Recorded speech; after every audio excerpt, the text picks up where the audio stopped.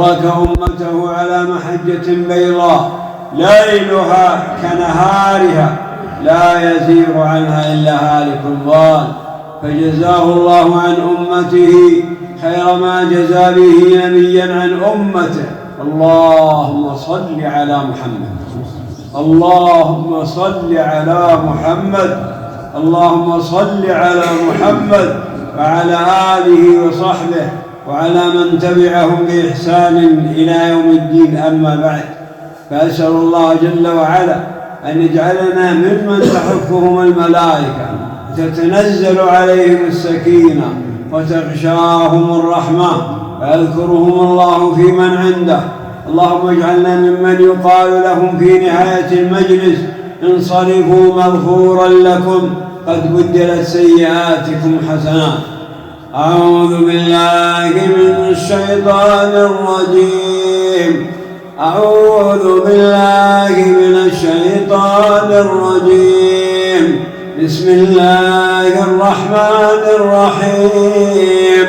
ألف لام ميم، ذلك الكتاب لا ريب فيه هدى للمتقين الذين يؤمنون بالغيب ويقيمون الصلاة ومما رزقناهم ينفقون والذين يؤمنون بما أنزل إليك وما أنزل من قبلك وبالآخرة هم يوقنون أولئك على هدى من ربهم وأولئك هم المفلحون. اللهم اجعلنا منهم، اللهم اجعلنا منهم. أول صفة ذكرها الله في هذه السورة: ذلك الكتاب لا ريب فيه هدى للمتقين. ذلك الكتاب يعني القرآن هدى للمتقين، يهتدون بهديه ويستضيئون بنوره، يحلون حلاله ويحرمون حرامه ويؤمنون بمتشابهه ويعملون بمحكمه ويتلونه حق تلاوته، كما أرشدهم إلى ذلك رسول الله صلى الله عليه وسلم يوم أن قال: اقرأوا القرآن فإنه يأتي يوم القيامة شفيعا لأصحابه. محمد صلى الله عليه وسلم خص الله أهله بالخيرية فقال: يقول صلى الله عليه وسلم: خيركم من تعلم القرآن وعلمه. الله أكبر، يا له من فضل عظيم.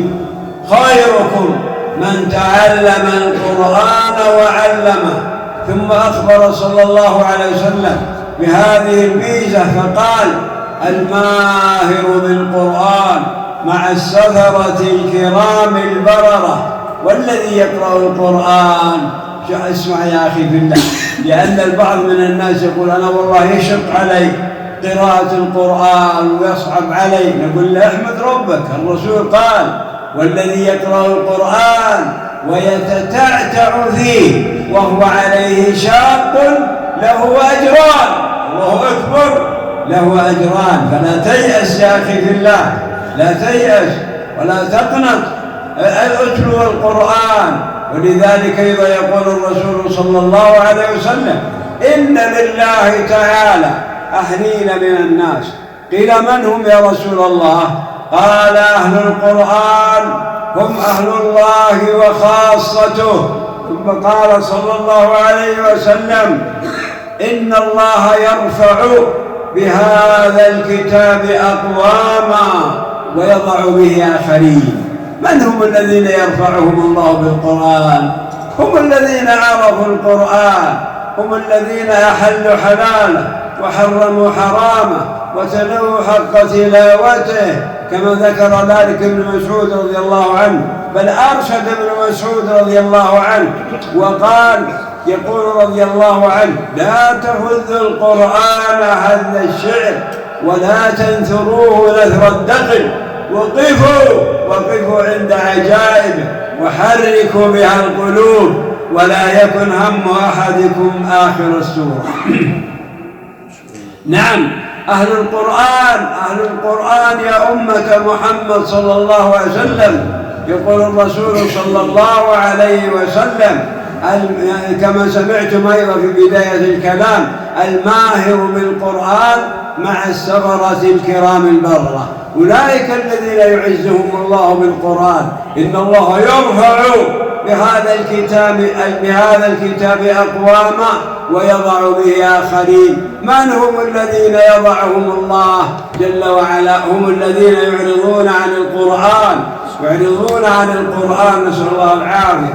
ولذلك الآن كثر الإعراض عن القرآن بوجود هذه التكنولوجيات التي شغلت الناس. اللهم لا تجعل مصيبتنا في ديننا.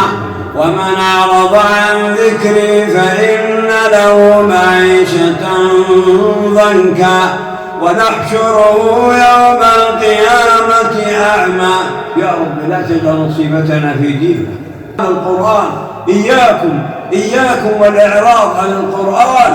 ومن أعرض عن ذكري فإن له معيشة ضنكا ونحشره يوم القيامة أعمى.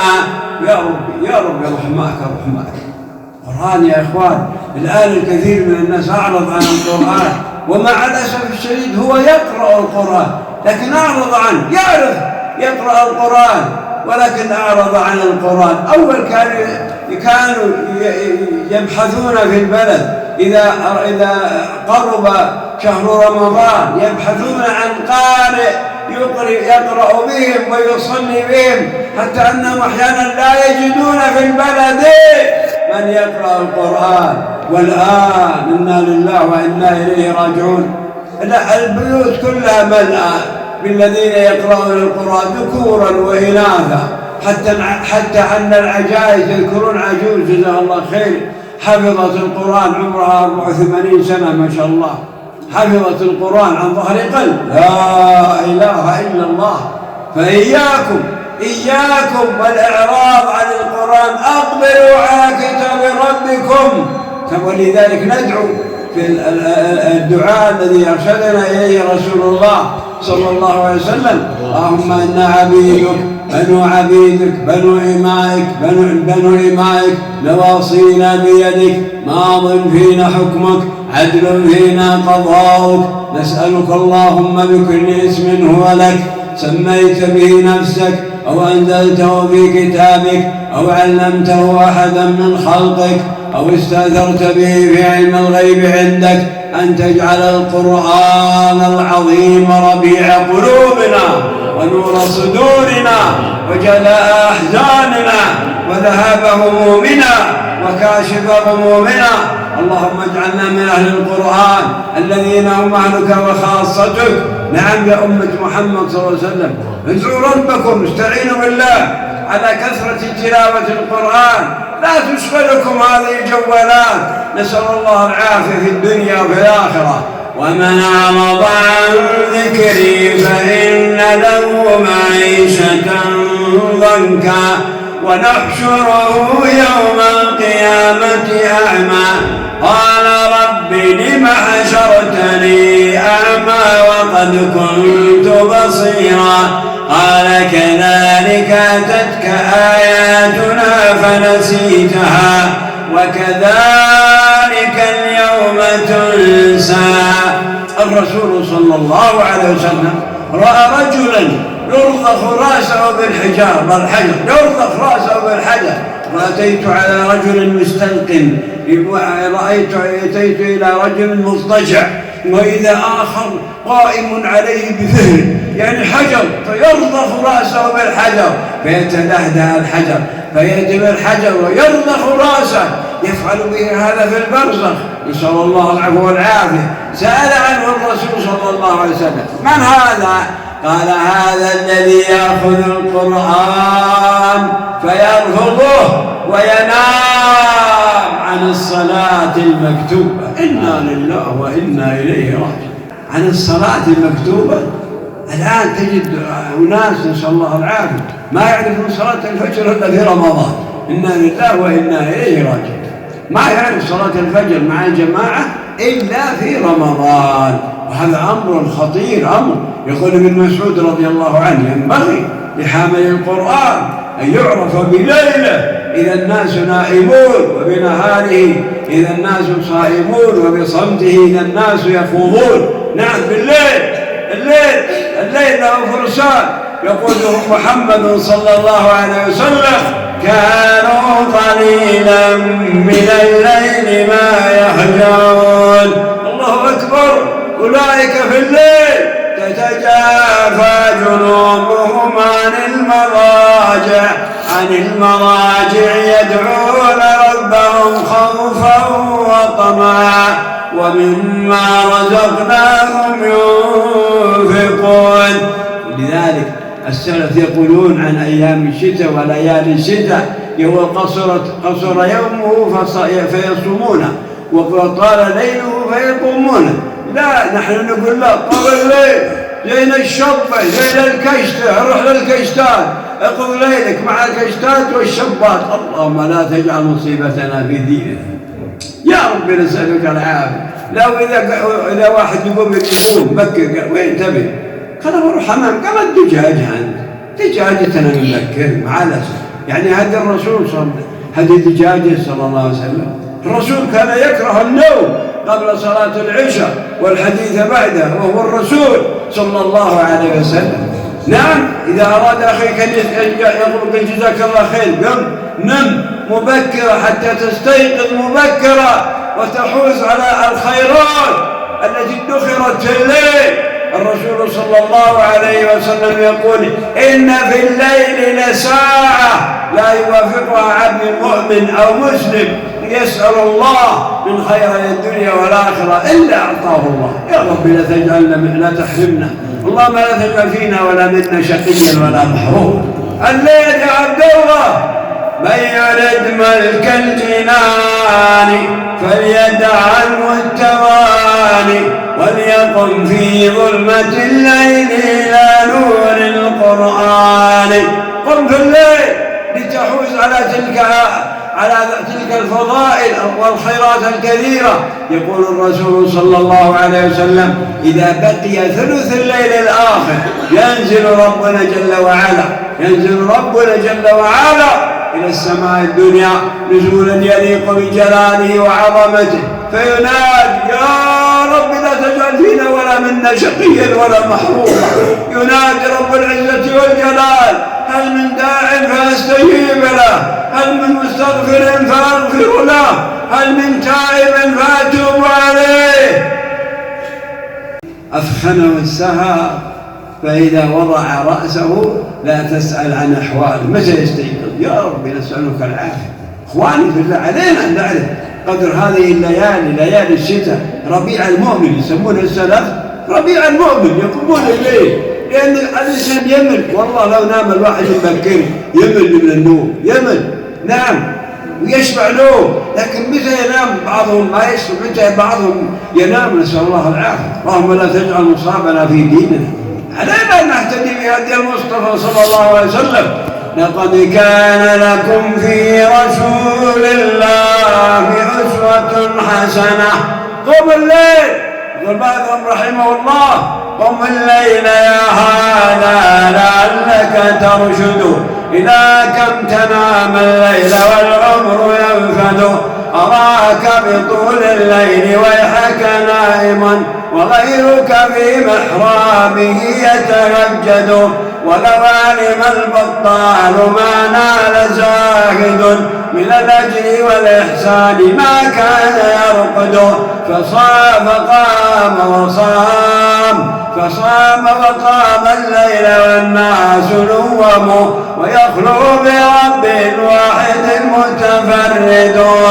أترقد يا مغرور والنار توقد، فلا حرها يطفى ولا الجبر يخمد، ولو كانت الدنيا تدوم لأهلها لكان رسول الله حيا مخلد. قم في الليل أنك تحوز على هذه الفضائل. هذه أول صفة للمتقين، هذه أول صفة للمتقين، عرفوا القرآن وقاموا بالقرآن، يتلون القرآن حق تلاوته. الصفة الثانية للمتقين قال جل وعلا: الذين يؤمنون بالغيب، الذين يؤمنون بالغيب.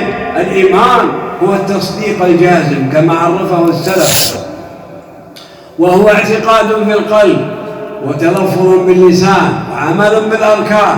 هذا الإيمان متى يزيد؟ يزيد بالطاعة. كل ما أقبل العبد على ربه بطاعته وامتثال أوامره واجتناب نواهيه زاد عنده الإيمان. الله أكبر. وكلما ابتعد العبد عن طاعة الله وانتهك المعاصي وارتكب الجرائم نقص عنده الإيمان. نسأل الله العفو والعافية. الإيمان له أركان 6 بينها رسول الله صلى الله عليه وسلم لما سأله جبريل عليه السلام قال: يا محمد أخبرني عن الإيمان. قال: أن تؤمن بالله وملائكته وكتبه ورسله وباليوم الآخر وبالقدر خيره وشره. الذين يؤمنون بالغيب يؤمنون بكل ما غاب عنهم وذكره الله في كتابه وذكره رسوله صلى الله عليه وسلم. نعم، يؤمنون به.